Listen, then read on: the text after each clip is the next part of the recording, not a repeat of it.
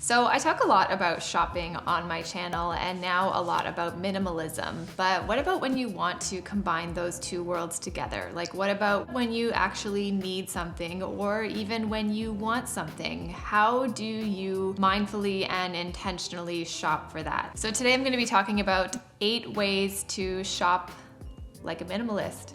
I know that's kind of weird. You don't really put the words shopping and minimalism together. They don't really seem to work. But for me, minimalism is about intentionality. It's not necessarily about the stuff, but the things that we choose to add to our lives should really bring some sort of value and purpose. So when you do decide that you want to either add a piece of tech or furniture or anything into your life, how do you shop for it? So these are the things that I think about before I go and shop. And today's video is sponsored by Shoptagr. More on them later. So my first tip on how to shop like a minimalist is pretty simple, and it's don't shop. So what I mean by this is if you don't necessarily need anything in your life right now, then don't waste your time trying to find it. There's always someone who wants you to spend money somewhere. But if you don't need anything right now, then make that work first and avoid shopping. My next tip would be to make a plan. Shop with intention. Do some research. Think about what it is that you need or want,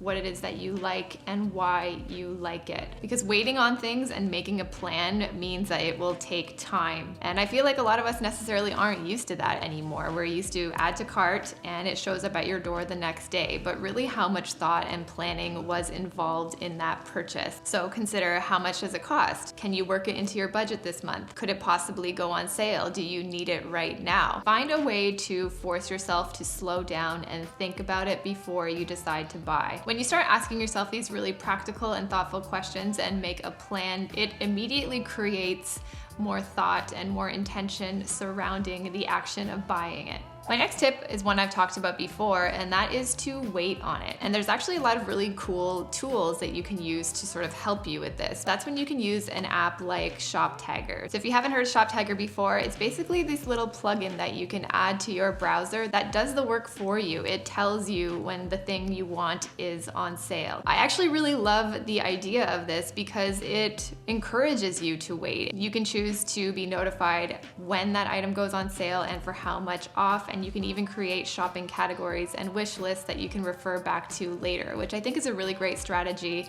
to keep you mindful about what it is that you like or that you want. And for me, I feel like a tool like this actually can minimize that impulse buying, because when sales go on and things like that, I think it really creates a lot of frenzy for you to buy things that you may not necessarily need. But by using a tool like Shoptagr, you end up building an archive of the things that have caught your eye, and you're also teaching yourself to wait on it. So it'll tell you when it goes on sale, and that's when you can think about buying it at that time. So I think this feature can also be really helpful for things that are coming up like Cyber Monday or Black Friday, if you want to prepare your wish list ahead of time. And Shoptagr also added a brand new cashback feature on their desktop versions. And they also have a new coupon feature that automatically scans the web and applies the best coupon codes to your purchase. So you really always end up getting the best possible deal. So I think that's really cool, and I think it really just takes the pressure off. So if you guys are interested in trying Shoptagr out for yourself, I'll leave everything linked down below for you. My next tip is, when you've actually decided to buy the thing, is to be sure to practice the one in,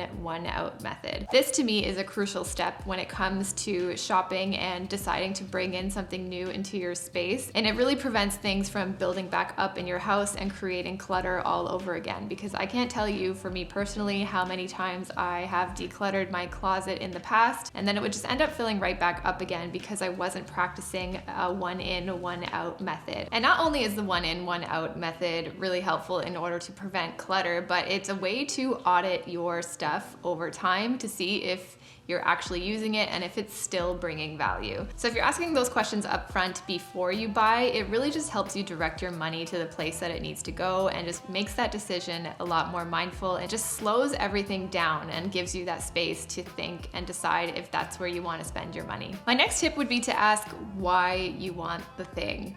If you're really trying to be more mindful and intentional about your behavior, your stuff, and how you spend your money, then asking yourself why will really be at the root of all of this, and it'll really help guide your behavior and your decision making moving forward from there. So why do you need this and why do you want it? Is it going to add value to your life? Is it going to be useful? Or is it something that is going to stress you out and cost you more time and money at the end of the day? Beyond money, there's a lot of currency that stuff takes away from us. So asking yourself why you want something and why you want to bring it into your space is a critical question to ask, because if you don't have a reason behind the behavior, then it's probably not going to be that intentional. And for me personally, any impulsive decision that I've ever made, there was never really a lot of thought that went into it. So even stopping for a second to ask yourself why you want the thing, it'll just give yourself a little bit extra space and breathing room to think about the purchase. The next question that I would ask myself before I buy and before I shop would be to ask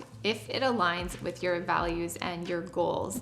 And this can be either financial in terms of a savings or a debt-free goal. It can be an aesthetic, like a personal style. Does it align with what you're trying to achieve and build for yourself there? Or even the company that you're interested in shopping from.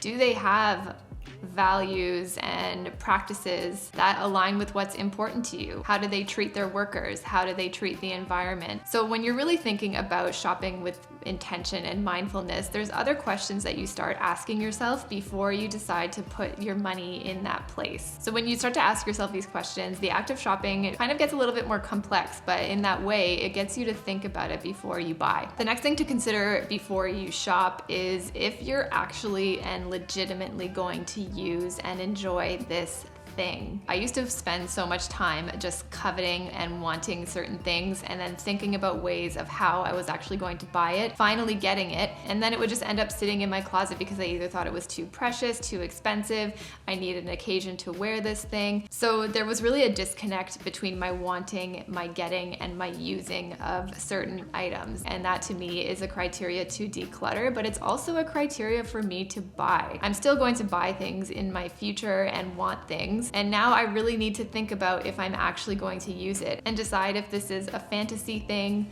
or if it's something that I can actually incorporate into my everyday life and something that will augment my everyday life. The next thing I would consider to guide my shopping is to really think about what sparking joy means for you. So I think we've all heard the term spark joy. Does this spark joy? No joy. This is a way for us to decide if we keep the item or not, or if we buy the thing.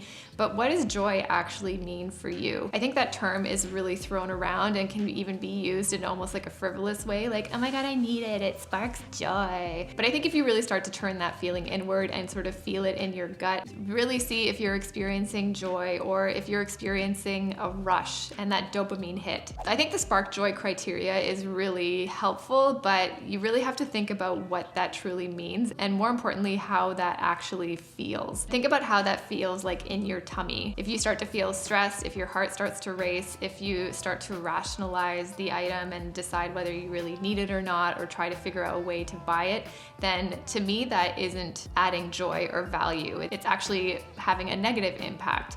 Whereas if a thing sparked true and real joy, you wouldn't have those feelings and those thoughts burning in the back of your head. So listen to your gut, really think about it, and really let yourself feel what true joy is. For me, shopping like a minimalist is really all about creating space from the impulse, I want feeling, and the more thoughtful, slower version of making the decision. And shopping like a minimalist, it is harder and it takes more time, but when you just start really thinking about it, you end up with a lot less clutter, a lot less stress, and probably a lot more money in your pocket at the end of the day. Thank you again to Shoptagr for sponsoring this video. If you're interested in trying it out yourself, I will leave everything down below on how to install it and how to start using it and to start building your intentional and mindful wish list and save a little money while you're at it. Do me a favor and leave this video a thumbs up. It really helps me out, and don't forget to hit subscribe. I'd love to see you back. See you in the next one. Bye.